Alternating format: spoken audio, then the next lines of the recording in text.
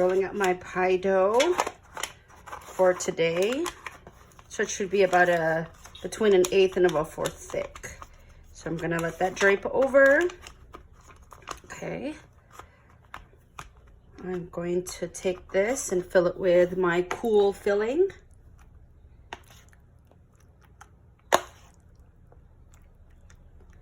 The fact that we cook the apples is because it doesn't shrink.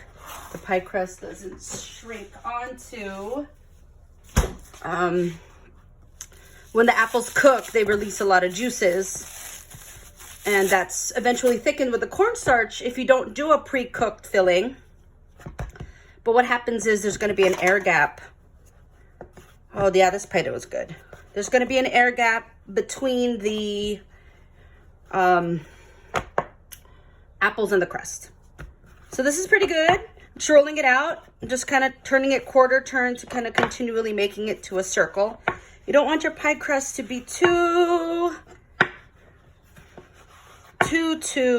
thick. You want it nice and not too thin either. So basically like that thin.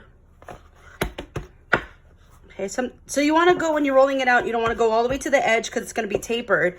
You want to stop before you get to the edge there. All right, sounds good. I'm going to just wet the edge of this with a little bit of water just so it could hopefully stick together. Put that on top there. I'm going to trim the edge a little bit. This is where scissors come in really well. I'm going to trim about 1 inch from the lip. Try not to cut your fingers.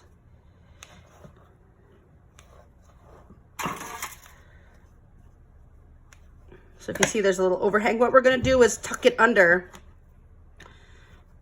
I think I want to put more apples in this actually. Feels a little short. Okay.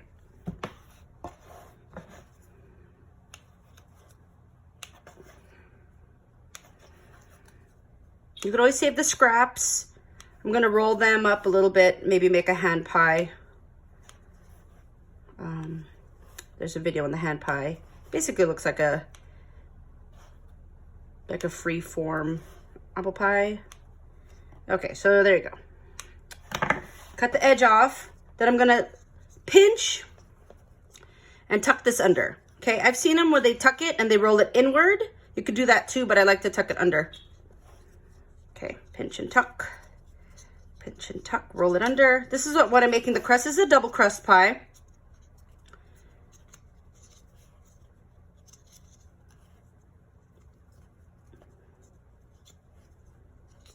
Tuck. And I like to press it to the pie, the lip of the pie crust. Lip of the pie tin. Kind of anchor it. See, this is kind of thick. I'm going to push it out and then I'm going to cut it a little bit. You could just kind of feel if it's too thick. If it's too thick and it's hanging off the edge, what happens is it's going to droop off and just come off your pie pan. So you see this is a little bit thicker. I'm just going to trim a little bit. Thank God for scissors. Kitchen scissors. All right, so there you go. Okay. From here, then I'm going to do a crimp.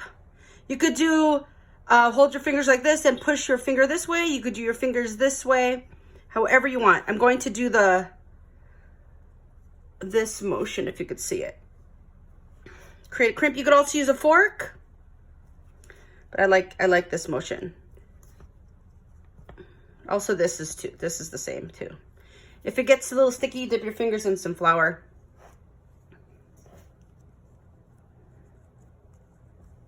Okay, nice. From here, then I'm going to egg wash it. I'm going to poke a couple holes. You could do it with a knife, but I have my scissors here. A couple of vents so the steam will be released. I'm going to egg wash this and dust it with a little bit of crystal sugar. Okay, I'm going to do one more. That's going to be the streusel topping pie. So pan, couple of spritz with some spray. Oh, I sprayed one already over here. All right, so roll this out. probably not.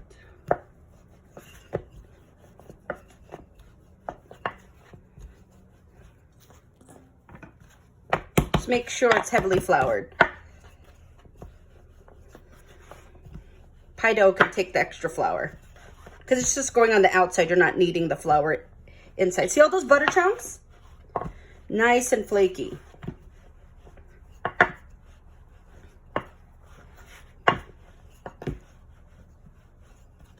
Okay, so just make sure it's almost double around just to get, because these are just some deep little pie pans I found somewhere. It's the same concept when you do a big one, you know, just make sure it's rolled out thin. I didn't show you for this one because I didn't think I was going to record this. But I am going to, same thing, two ways you could put it in the pan. You could fold it over and lay it in the pie pan, or you could roll it on your rolling pin like so. And drape it over. The only thing you don't want to do is just lift it up, kind of like a shirt, and lay it on because you could tear it.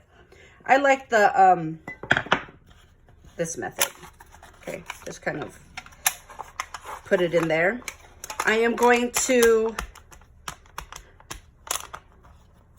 after you roll out the dough, you want this to rest for at least 30 minutes before you bake it. I might just, maybe I'll just put this in the fridge. Put it in the fridge, let it rest. Let the gluten rest so it doesn't shrink. I'll probably pop them in right before class. Okay, here you go. Same thing. This is for blind. You could do this for blind baking. Or I'm going to put a streusel topping on my apple pie because I like Dutch apple pies. Once again, cut about an inch away from the crust. I always do a little bit too much. Maybe because I know I'm recording and I get a little nervous. Okay, let's cut this, cut this. Cut this edge off. Okay, same thing, you want to roll and tuck. Oh, see, I did it. I cut too much. Whatever, it's okay. Just tuck it under to make a nice kind of crusty lip. So some parts are thicker than the others. Or not a crusty lip, like a super thick crust. It will be the lip of the pie. Okay, so I tucked it under. Then you could crimp as well. You could also take a fork and crimp it, but I like the whole, dip my fingers in some flour, the whole look of a crimp here. So this is what you want to do. I'll show you how to, I'm gonna blind bake it, but I'm not gonna blind bake this one. I could, but maybe I should. I'll show you what it looks like. But blind baking doesn't work well in my apartment. It really doesn't. They just don't come out really right. So if I'm gonna blind bake this, I'm gonna poke a couple holes down below with a fork. I will put a piece of parchment paper down. Do I have a piece of parchment paper? Let's see, hold on.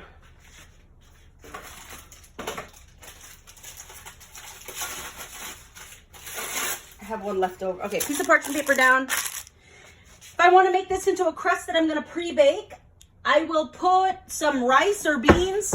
I have this rice mix that I only use for blind baking. You weigh it down, or pie weights. You'll let this sit here. Bake this for 10 minutes. Remove the beans after 10 minutes. And then continue baking it till it's nice and golden brown. That's what happens when you blind bake. And this crust will be good for banana cream pies like I showed you, like I told you before. But I'm just going to make a Dutch apple pie. I'm going to just fill the middle with apples, the rest of the apple filling. Remember, the apple filling has to be cold or it'll melt the butter in your pie crust and you will have a soggy bottom pie, which is no good. All right. I'll put more because I feel like sometimes these shrink, but I don't think this one will shrink. Okay, I have pre-made, for my previous demo, I made some streusel topping. It's a mixture of brown sugar, all-purpose flour, oats, and butter. Okay, you could actually put some cinnamon in it if you want, cinnamon in it if you want to, but I won't. I'll just top this off with some good amount of streusel topping. I would egg wash the crust if I could see the crust. See, it's a little bit too thin. I should have had more and then created a bigger lip. But it'll be fine though. But I will egg wash the edge here so it browns nicely. I'll do that now. So I'll show you. If you guys can hold on a minute while I wash my pastry brush.